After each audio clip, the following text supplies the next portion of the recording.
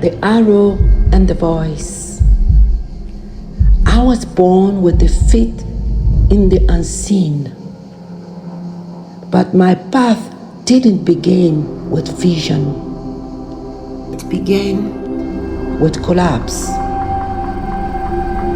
At the peak of my singing career, I lost my voice after thyroid surgery. The silence was not just physical, it echoed from deeper. One night, in despair, I picked up my shamanic drum and asked, why? Why me? I beat it like fire, bang, bang, bang. And then it came. A vision. I was in a cave with 2 other shamans. We didn't speak, but I knew we were powerful. And I was the third. Each of us held something ancient, something wordless.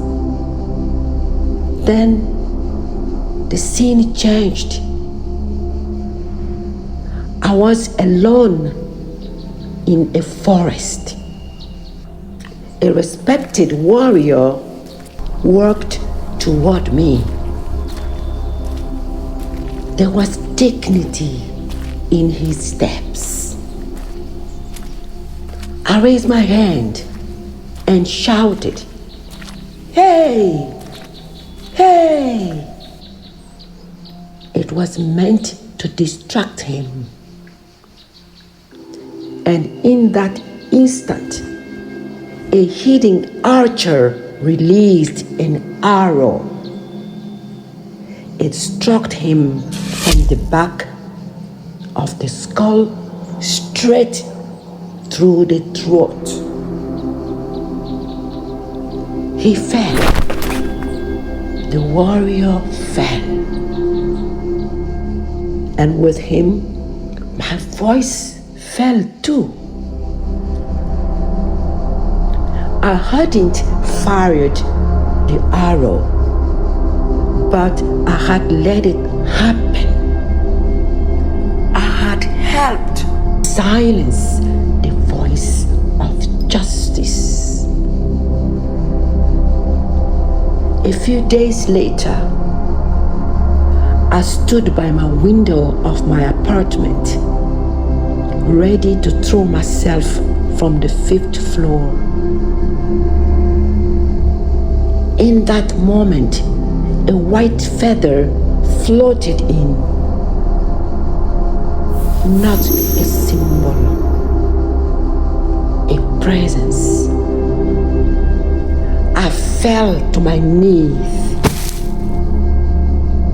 not from despair, but as if something older than me, older than the world, had pulled me down in front of a sacred memory.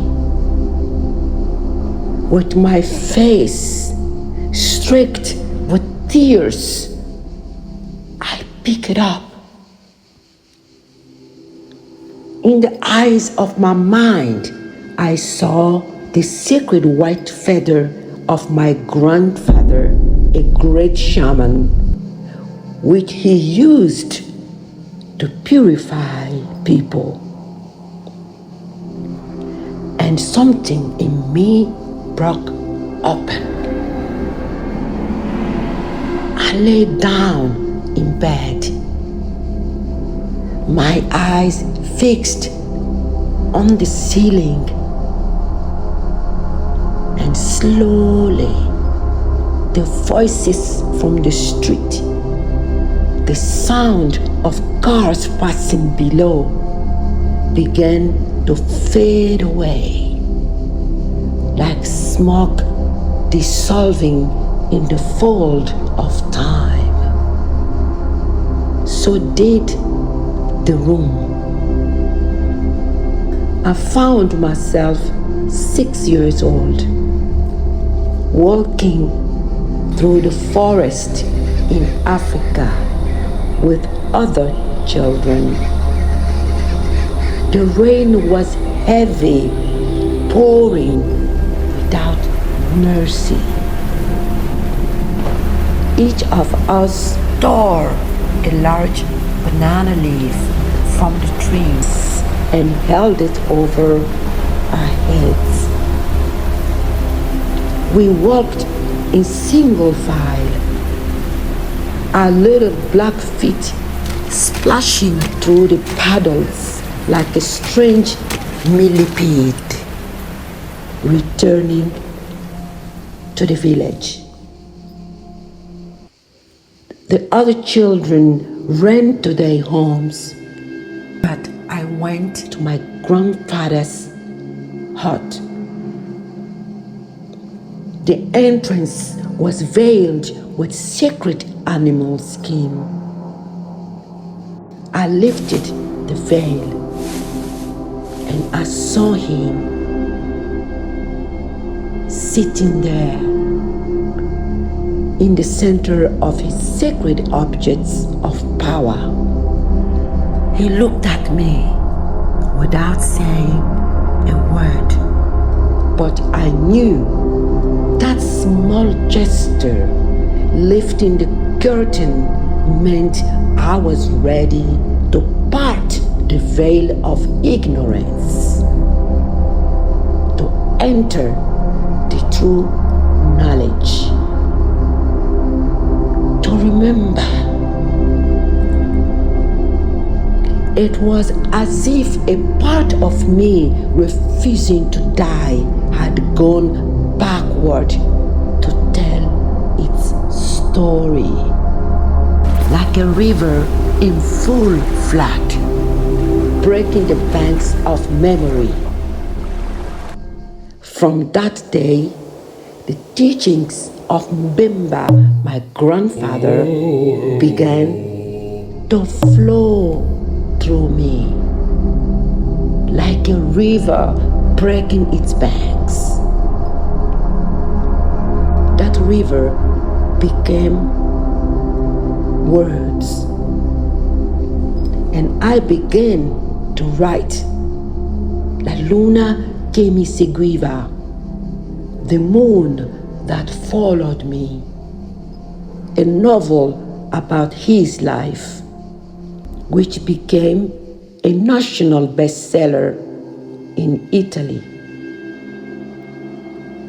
My voice didn't disappear from weakness.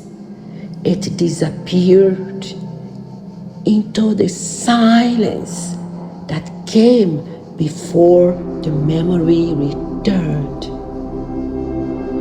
And it only began to rise when I listened to what the silence has kept. That vision and what followed became the root of my work. Ning Symbolic Shadow Work. Not a method, not a metaphor, but a sacred act of remembering. I call it the arrow and the voice. This is Ning.